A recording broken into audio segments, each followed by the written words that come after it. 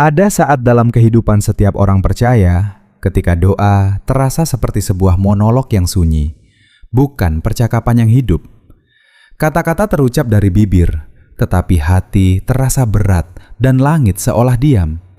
Kita mencoba mengucapkan hal yang benar, kita berbisik dalam kesunyian, kita memohon dengan harapan. Kadang kita bahkan berseru di kamar yang tertutup rapat, berharap ada yang mendengar, berharap ada yang menjawab. Namun mungkin masalahnya bukan pada apakah Tuhan mendengar atau tidak. Mungkin masalahnya adalah cara kita berbicara kepadanya. Banyak orang Kristen sejak kecil diajarkan sebuah gambaran doa yang terasa seperti daftar kewajiban. Doa menjadi rangkaian kalimat yang harus diucapkan dengan benar, dengan nada yang formal, dengan kata-kata rohani yang terdengar indah. Tanpa kita sadari, doa berubah menjadi sebuah penampilan. Kita merasa seolah harus mengesankan Tuhan dengan bahasa yang suci dan kata-kata yang sempurna. Disinilah banyak orang mulai melakukan kesalahan besar. Kita berbicara kepada Tuhan dengan cara yang sebenarnya tidak pernah dimaksudkan oleh Yesus. Doa menjadi sesuatu yang terasa jauh dan kaku. Padahal, Yesus sendiri tidak pernah berdoa seperti itu. Yesus berbicara kepada Allah dengan kedekatan yang begitu nyata, dengan keyakinan yang dalam, dan dengan kejujuran yang sangat tulus. Para murid yang hidup bersamanya melihat sesuatu yang berbeda. Mereka telah melihat mujizat. Mereka menyaksikan orang sakit disembuhkan dan roh jahat diusir. Namun ketika mereka melihat Yesus berdoa, mereka merasakan sesuatu yang lebih dalam dari semua itu. Mereka berkata, "Tuhan, ajarlah kami berdoa." Mereka melihat bahwa doa bagi Yesus bukan sekedar kebiasaan rohani. Doa adalah hubungan yang hidup. Doa adalah tempat di mana langit terasa dekat dan hati dipenuhi kekuatan. Dan ketika Yesus mengajar mereka, Dia tidak sekedar memberikan metode atau aturan. Dia membuka sebuah jalan yang benar untuk berbicara kepada Allah. Yesus menunjukkan bahwa doa bukan tentang kata-kata yang sempurna, tetapi tentang hati yang sadar bahwa dirinya dikasihi. Doa bukanlah sesuatu yang rumit. Yesus tidak pernah membuatnya menjadi sesuatu yang sulit dipahami. Baginya, doa adalah sesuatu yang intim, kudus, dan jujur. Doa adalah tempat di mana ketakutan mulai runtuh, belenggu dilepaskan, dan iman mulai bertumbuh. Di dalam doa, seseorang tidak perlu berpura-pura, tidak perlu tampil sempurna, tidak perlu memainkan peran religius. Doa adalah saat ketika seseorang datang kepada Tuhan bukan seperti orang asing, tetapi seperti seorang anak yang pulang ke rumah. Banyak orang berpikir bahwa doa harus panjang agar didengar Tuhan. Ada yang berpikir doa harus keras dan penuh emosi. Namun pesan yang Yesus bawa sebenarnya jauh lebih sederhana dan lebih dalam.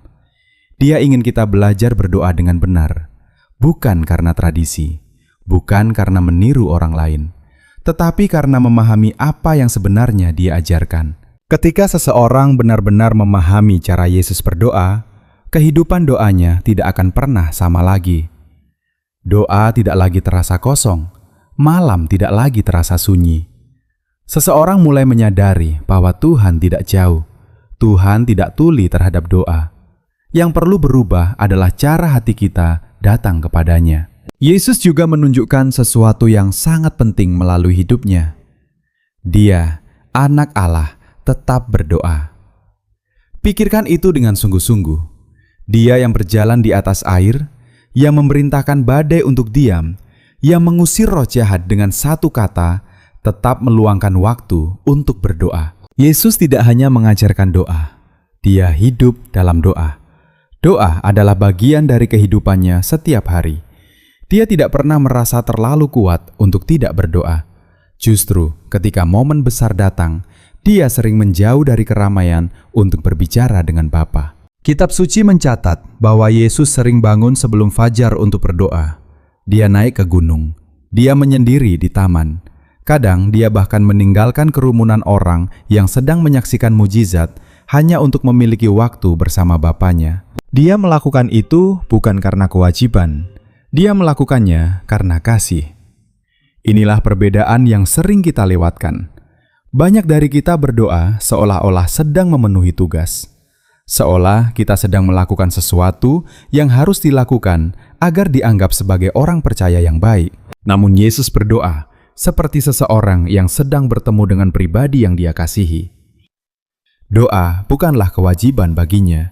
Doa adalah hubungan. Dia tidak mengikuti naskah tertentu. Dia mencurahkan isi hatinya.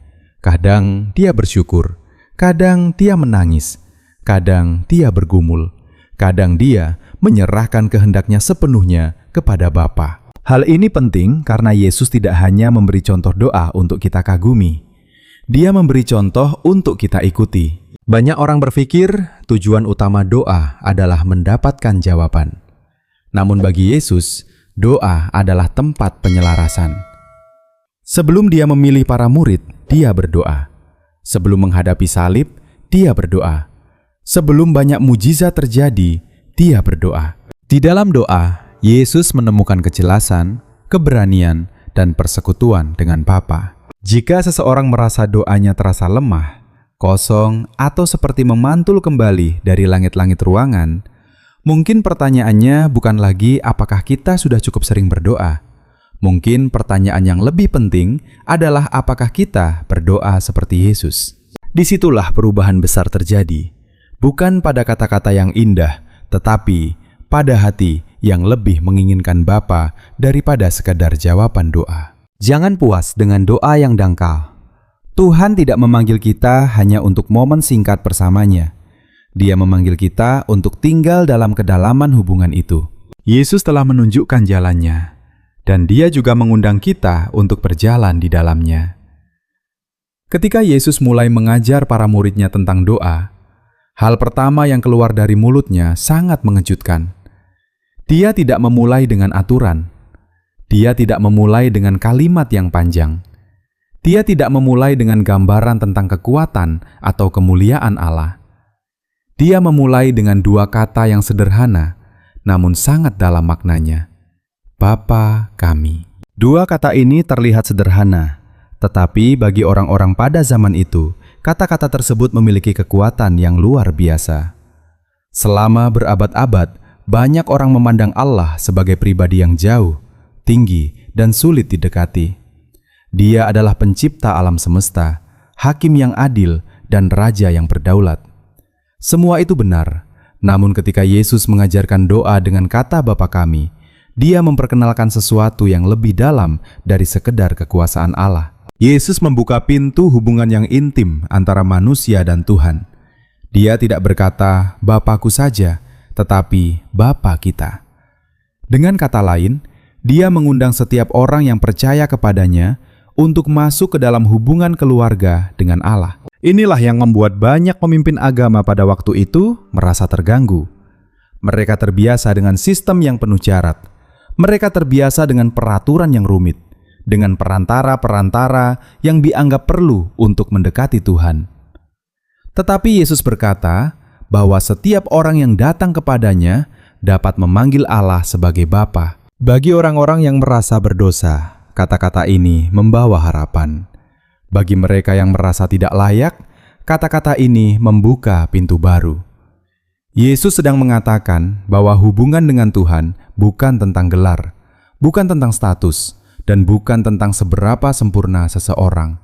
Hubungan dengan Tuhan dimulai dari kenyataan bahwa kita diadopsi menjadi anak-anak-Nya. Namun banyak orang masih berdoa seolah-olah mereka berbicara kepada seseorang yang sangat jauh. Ada yang datang kepada Tuhan dengan rasa takut yang besar, seolah-olah satu kesalahan kecil saja akan membuat Tuhan menolak mereka. Karena itu mereka mencoba memperbaiki diri terlebih dahulu sebelum berdoa. Mereka mencoba menyusun kata-kata yang indah agar terdengar pantas di hadapan Tuhan. Yesus justru mengubah cara pandang itu.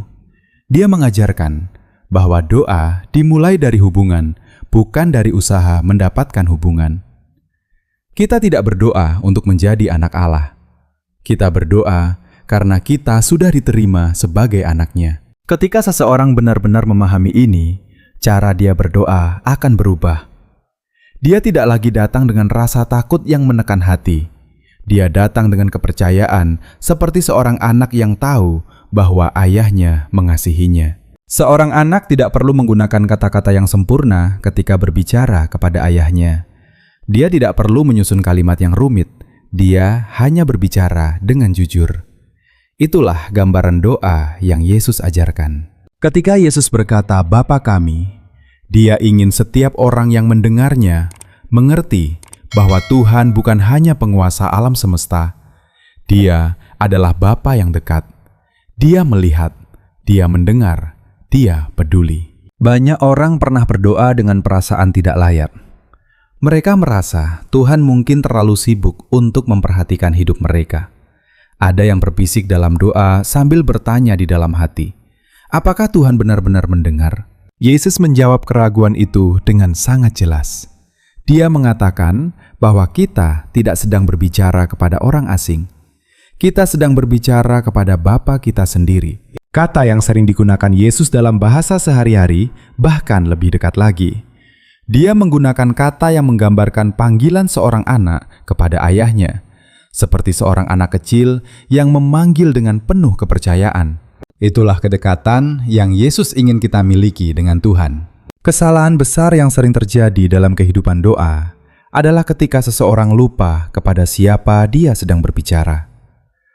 Doa bisa menjadi rutinitas yang kosong jika seseorang tidak menyadari bahwa dia sedang datang kepada Bapa yang mengasihinya.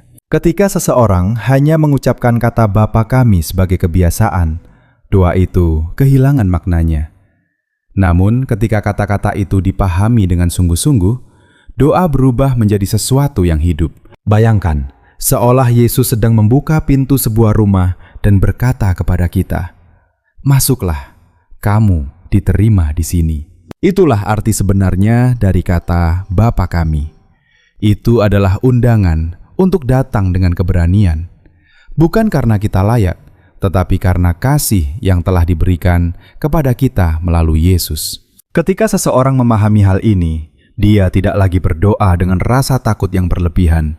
Dia datang dengan kerendahan hati, tetapi juga dengan keyakinan bahwa Tuhan menerima dirinya. Doa bukan lagi usaha untuk mendapatkan perhatian Tuhan. Doa menjadi percakapan dengan Bapa yang sudah lebih dulu memperhatikan kita. Dan dari sinilah kehidupan doa yang sejati mulai bertumbuh. Banyak orang diajarkan bagaimana cara berdoa, tetapi tidak selalu diajarkan mengapa mereka harus berdoa. Sejak kecil, sebagian dari kita mungkin menghafal kalimat-kalimat doa. Kita diajarkan kata-kata tertentu yang harus diucapkan setiap hari. Semua itu terlihat baik di permukaan. Namun seringkali ada sesuatu yang hilang di dalamnya. Yesus melihat kenyataan ini pada zamannya. Banyak orang tampak sangat religius ketika berdoa. Mereka mengucapkan kata-kata yang panjang dan terdengar indah. Mereka menggunakan bahasa yang tinggi dan penuh kesan rohani. Namun Yesus mengetahui bahwa di balik semua itu, hati mereka seringkali tidak benar-benar terhubung dengan Tuhan. Karena itulah Yesus mengajarkan sesuatu yang sangat penting. Dia mengatakan bahwa Tuhan tidak terkesan oleh banyaknya kata. Tuhan melihat hati. Dalam salah satu pengajarannya, Yesus memperingatkan agar orang tidak terus-menerus mengulang kata-kata kosong ketika berdoa. Dia mengatakan bahwa orang-orang yang tidak mengenal Allah sering berpikir bahwa mereka akan didengar karena panjangnya doa mereka. Mereka percaya bahwa semakin banyak kata yang diucapkan, semakin besar kemungkinan doa itu didengar. Namun Yesus mengatakan bahwa cara berpikir seperti itu keliru. Doa bukanlah tentang jumlah kata. Doa juga bukan tentang seberapa indah seseorang berbicara. Doa adalah tentang kejujuran hati di hadapan Tuhan. Seseorang bisa saja berdoa dengan kalimat yang sangat sempurna, tetapi hatinya jauh dari Tuhan. Di sisi lain, seseorang yang hanya mengucapkan beberapa kata dengan air mata dan ketulusan bisa memiliki hubungan yang sangat dalam dengan Tuhan. Yesus ingin membebaskan kita dari tekanan untuk terlihat rohani di hadapan orang lain. Pada zamannya, ada orang-orang yang suka berdoa di tempat umum dengan tujuan agar dilihat dan dipuji. Mereka ingin dianggap sebagai orang yang saleh. Yesus dengan tegas berkata, agar para pengikutnya tidak menjadi seperti itu. Dia tidak sedang melarang doa yang panjang atau doa yang penuh semangat. Yang dia tolak adalah doa yang menjadi pertunjukan. Doa yang dilakukan untuk menarik perhatian manusia, bukan untuk mencari Tuhan. Karena pada akhirnya, Tuhan tidak mencari penampilan, Dia mencari hati yang terbuka. Yesus sendiri memberikan contoh tentang doa yang penuh kejujuran. Dalam hidupnya, Dia tidak selalu menggunakan kata-kata yang panjang. Kadang doanya singkat, tetapi penuh makna. Kadang doanya disertai dengan air mata. Kadang doanya lahir dari pergumulan yang sangat dalam. Di Taman Getsemani, Yesus berdoa dengan kesedihan yang begitu berat. Dia berbicara kepada Bapa dengan jujur tentang penderitaan yang akan Dia hadapi. Di tempat lain, Dia menangis di depan kubur Lazarus sebelum melakukan mujizat. Dalam banyak kesempatan, Dia bersyukur kepada Bapa dengan penuh sukacita. Semua itu menunjukkan bahwa doa bukanlah sesuatu yang harus selalu terlihat sempurna. Doa adalah tempat di mana seseorang boleh datang dengan keadaan dirinya yang sebenarnya. Ada orang yang merasa tidak pandai berdoa. Mereka khawatir kata-kata mereka tidak cukup baik. Mereka merasa tidak memiliki bahasa yang rohani seperti orang lain. Namun sebenarnya, Tuhan tidak pernah meminta kita untuk menjadi ahli kata-kata. Dia hanya meminta kita untuk jujur. Seseorang bisa datang kepada Tuhan dengan keraguan yang masih ada di dalam hatinya.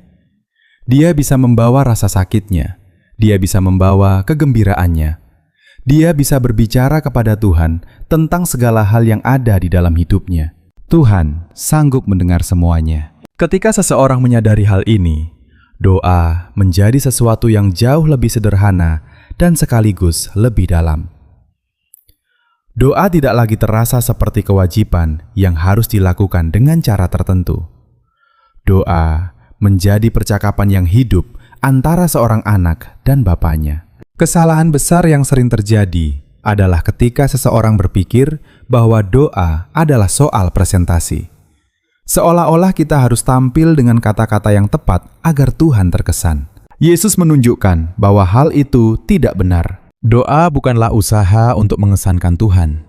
Doa adalah kesempatan untuk mencurahkan hati kepadanya. Ketika seseorang berbicara kepada Tuhan dengan tulus, bahkan jika suaranya bergetar atau kata-katanya sederhana, Tuhan tetap mendengarnya. Hati yang jujur jauh lebih berharga daripada kata-kata yang indah tetapi kosong. Karena itu, jangan takut untuk datang kepada Tuhan apa adanya. Tidak perlu berpura-pura kuat jika sebenarnya sedang lemah. Tidak perlu terlihat sempurna jika sebenarnya sedang berjuang. Bicaralah kepada Tuhan seperti Yesus berbicara kepada Bapanya. Dengan kejujuran, dengan kerendahan hati, dan dengan keyakinan bahwa Tuhan peduli. Pada akhirnya, bukan kata-kata yang menentukan kekuatan doa. Yang menentukan adalah hati yang ada di baliknya. Ada satu jenis doa yang hampir tidak pernah dilihat oleh siapapun. Tidak ada tepuk tangan, tidak ada sorotan, tidak ada orang yang memuji. Hanya ada seseorang dan Tuhan dalam keheningan. Di tempat itu tidak ada topeng, tidak ada kepura-puraan, tidak ada kebutuhan untuk terlihat kuat. Hanya ada hati yang berbicara kepada Penciptanya. Yesus menyebut tempat itu sebagai tempat yang tersembunyi. Dalam pengajarannya tentang doa, Dia mengatakan bahwa ketika seseorang berdoa, dia sebaiknya masuk ke dalam kamar, menutup pintu, dan berdoa kepada Bapa yang tidak terlihat. Lalu Bapa yang melihat apa yang dilakukan secara tersembunyi akan memberikan balasan. Kata-kata ini mengandung kebenaran yang sangat dalam.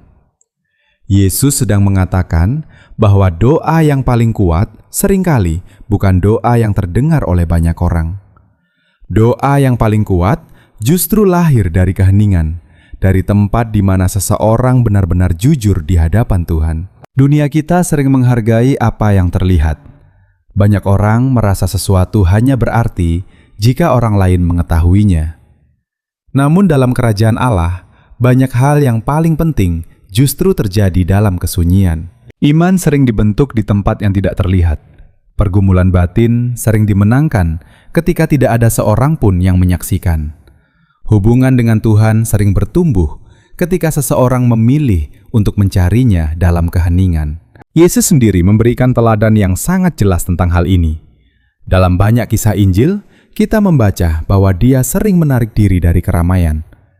Setelah melakukan mujizat, dia tidak selalu tinggal untuk menerima pujian. Sebaliknya, dia sering pergi ke tempat yang sunyi untuk berdoa. Kadang dia naik ke gunung, kadang dia pergi ke taman. Bahkan, ada saat ketika dia berdoa sepanjang malam. Semua ini menunjukkan bahwa kekuatan pelayanan Yesus tidak hanya berasal dari apa yang orang lihat di depan umum. Kekuatan itu lahir dari hubungannya yang dalam dengan Bapa di tempat yang tersembunyi. Ada sebuah prinsip yang sangat penting di sini. Kekuatan yang terlihat di depan umum seringkali berasal dari penyerahan diri yang terjadi secara pribadi. Ketika seseorang memiliki kehidupan doa yang dalam secara pribadi, hidupnya akan memiliki kekuatan yang berbeda. Namun jika doa hanya menjadi sesuatu yang dilakukan di depan orang lain, maka doa itu bisa kehilangan maknanya. Seseorang bisa saja terdengar sangat rohani ketika berdoa di depan umum. Kata-katanya bisa terdengar indah dan penuh keyakinan. Namun jika dia tidak pernah mencari Tuhan dalam keheningan, doa itu bisa menjadi kosong. Tuhan tidak mencari penampilan.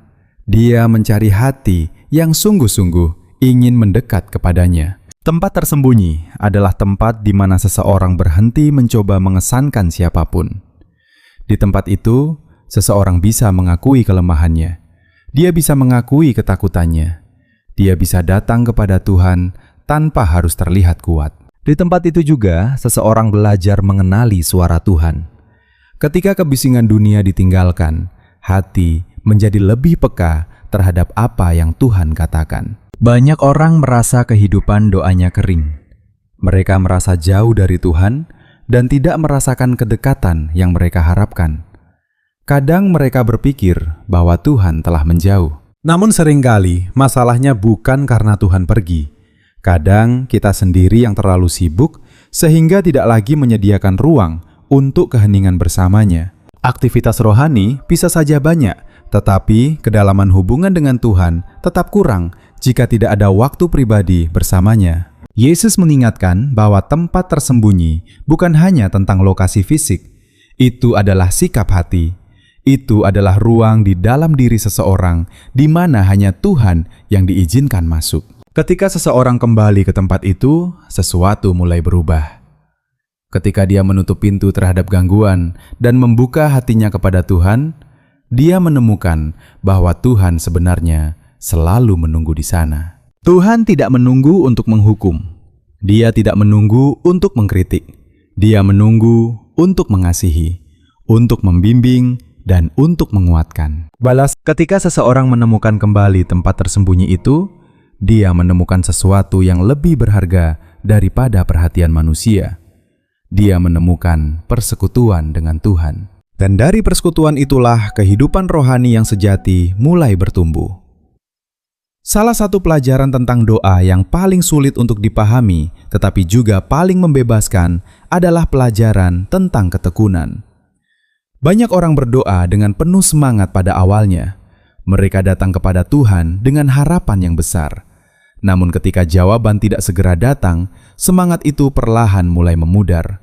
Ada yang mulai bertanya-tanya, apakah Tuhan benar-benar mendengar? Ada yang merasa lelah menunggu. Yesus mengetahui pergumulan ini. Karena itu, dia memberikan sebuah perumpamaan untuk mengajarkan bahwa doa tidak selalu tentang jawaban yang cepat, tetapi tentang iman yang bertahan. Dalam sebuah cerita yang dia sampaikan, ada seorang janda yang terus datang kepada seorang hakim untuk meminta keadilan. Hakim itu digambarkan sebagai orang yang tidak takut kepada Tuhan dan tidak peduli kepada siapapun. Namun janda itu tidak menyerah. Hari demi hari, dia datang kembali. Dia terus meminta hal yang sama.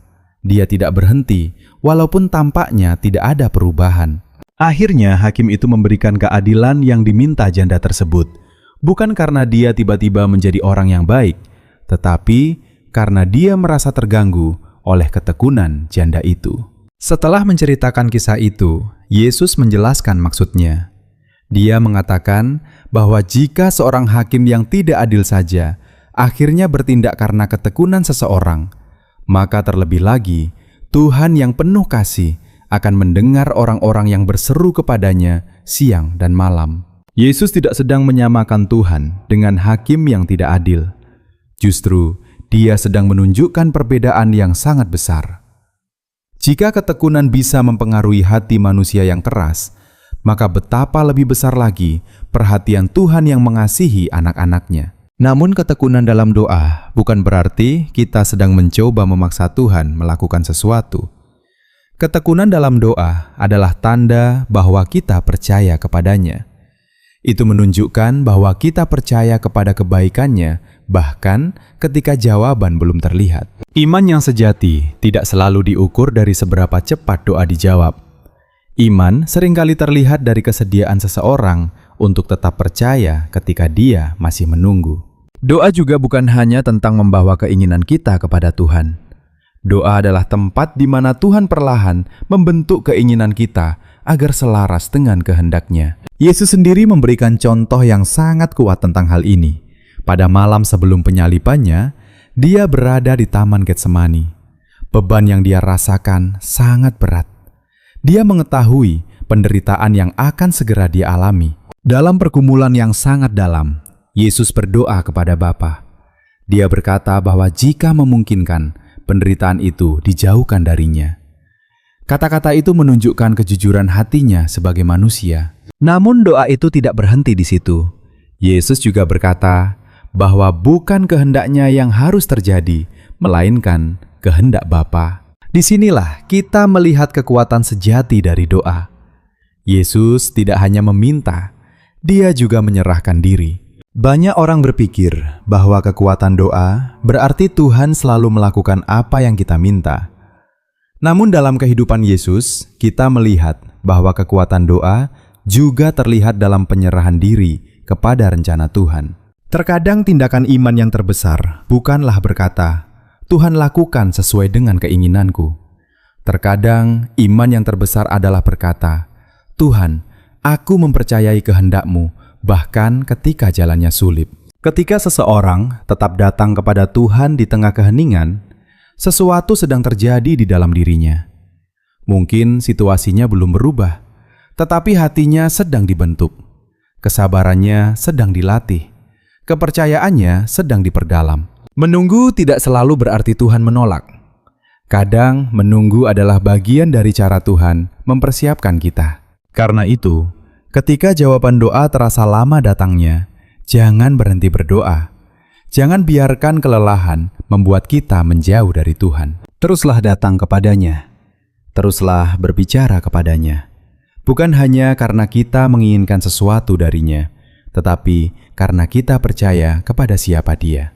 Ketika seseorang terus kembali kepada Tuhan dengan iman yang sederhana, dia akan menemukan bahwa mukjizat terbesar seringkali tidak hanya terjadi dalam keadaan di sekelilingnya, tetapi juga di dalam hatinya sendiri. Dan disitulah doa mulai mengubah hidup seseorang secara mendalam.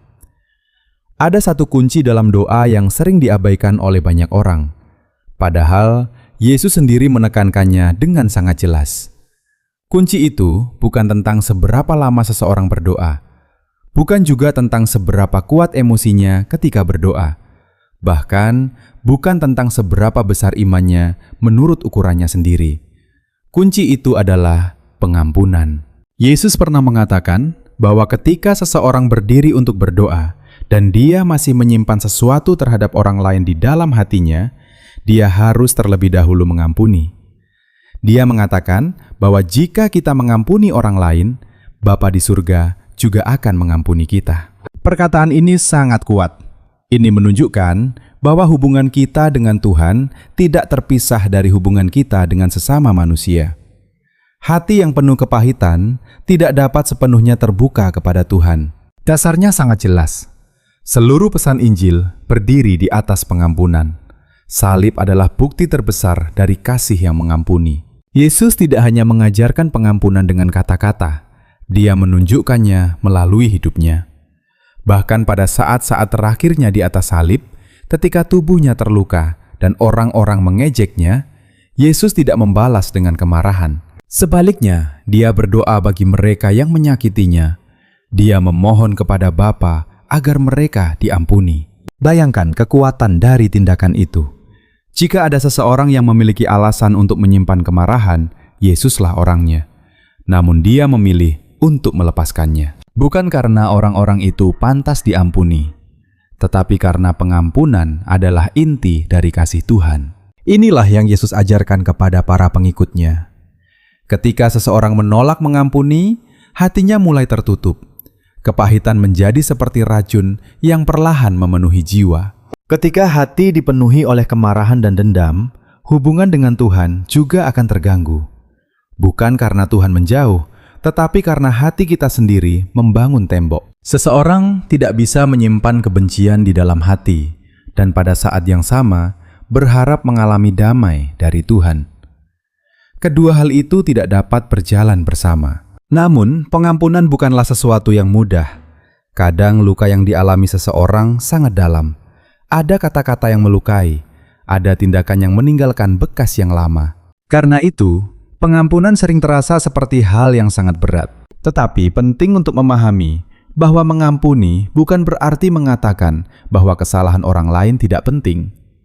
Mengampuni juga bukan berarti melupakan semua yang terjadi. Mengampuni berarti melepaskan hak untuk terus memegang luka itu di dalam hati.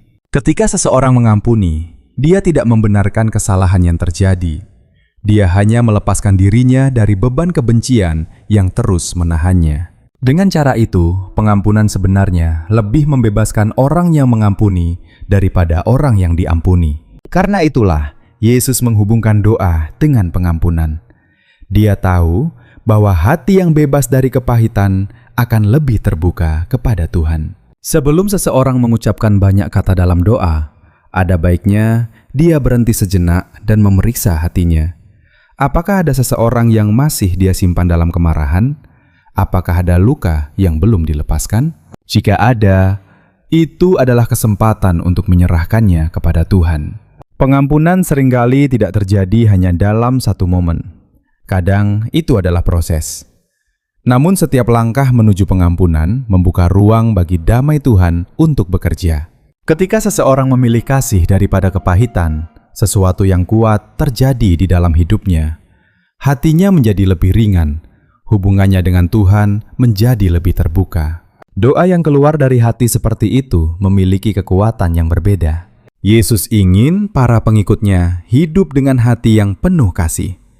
Bukan karena dunia selalu memperlakukan mereka dengan baik, tetapi karena mereka telah lebih dahulu menerima kasih dan pengampunan dari Tuhan. Ketika seseorang berjalan dalam pengampunan, dia sedang mengikuti jejak Yesus sendiri. Dan di dalam hati seperti itulah Tuhan bekerja dengan cara yang mendalam. Ada satu kalimat yang sangat sering diucapkan di akhir doa, tetapi seringkali kita tidak benar-benar memikirkan maknanya. Kalimat itu adalah dalam nama Yesus.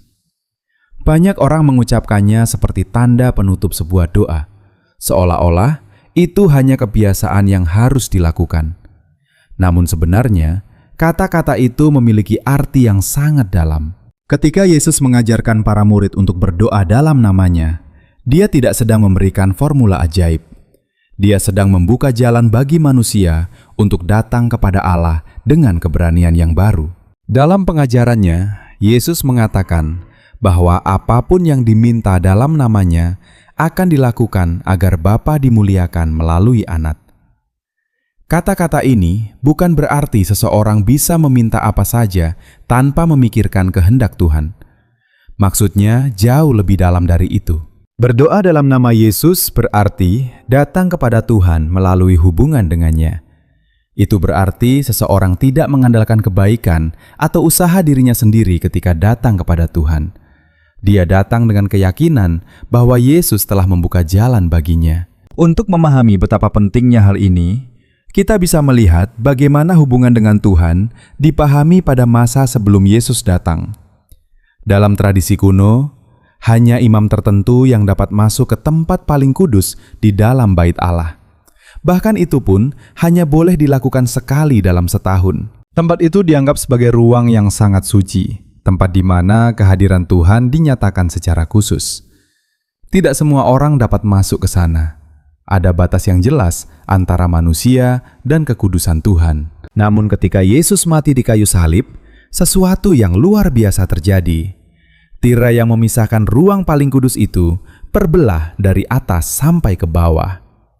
Peristiwa itu bukan hanya kejadian simbolis, itu adalah pesan yang kuat. Melalui pengorbanan Yesus, jalan kepada Tuhan terbuka bagi semua orang yang percaya kepadanya. Sekarang, seseorang tidak perlu lagi menjadi imam untuk mendekat kepada Tuhan. Dia tidak perlu menunggu orang lain menjadi perantara. Dia bisa datang langsung kepada Bapa melalui Yesus. Inilah arti dari berdoa dalam nama Yesus. Itu berarti seseorang datang dengan keyakinan bahwa hubungan dengan Tuhan dimungkinkan oleh karya Yesus, bukan oleh usaha manusia. Ketika seseorang mengucapkan kata-kata itu dengan pengertian yang benar, dia sedang mengatakan bahwa dia mempercayai Yesus sepenuhnya. Dia datang kepada Tuhan bukan dengan kekuatannya sendiri, tetapi dengan iman kepada Dia yang telah membuka jalan. Namun, penting untuk diingat bahwa berdoa dalam nama Yesus bukanlah cara untuk memaksakan keinginan kita kepada Tuhan. Itu bukan cara untuk mendapatkan semua yang kita inginkan. Sebaliknya, itu adalah tindakan penyerahan diri. Ketika seseorang berdoa dalam nama Yesus, dia sedang menyelaraskan hatinya dengan kehendak Kristus. Dia mengatakan bahwa dia ingin hidup sesuai dengan jalan yang Yesus ajarkan. Doa seperti itu lahir dari iman dan kerendahan hati. Seseorang tidak lagi mencoba mengendalikan segala sesuatu.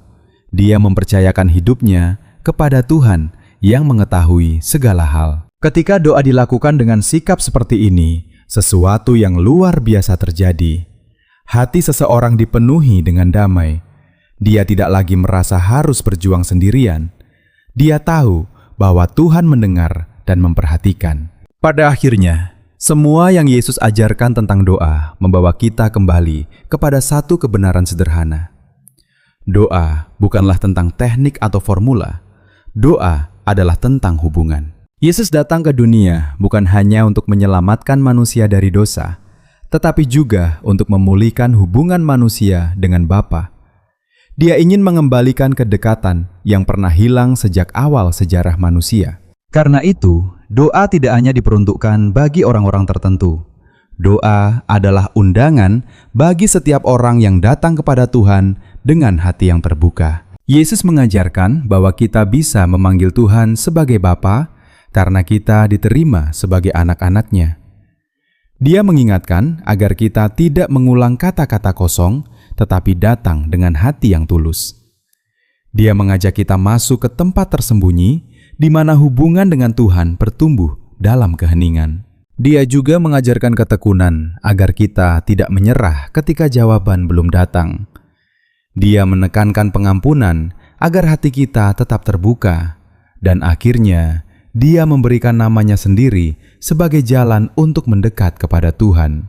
Semua itu menunjukkan bahwa jalan kepada Tuhan sebenarnya sudah terbuka. Sekarang pertanyaannya bukan lagi apakah kita boleh datang kepada Tuhan, tetapi apakah kita mau datang. Jangan biarkan doa menjadi sekadar kebiasaan tanpa makna.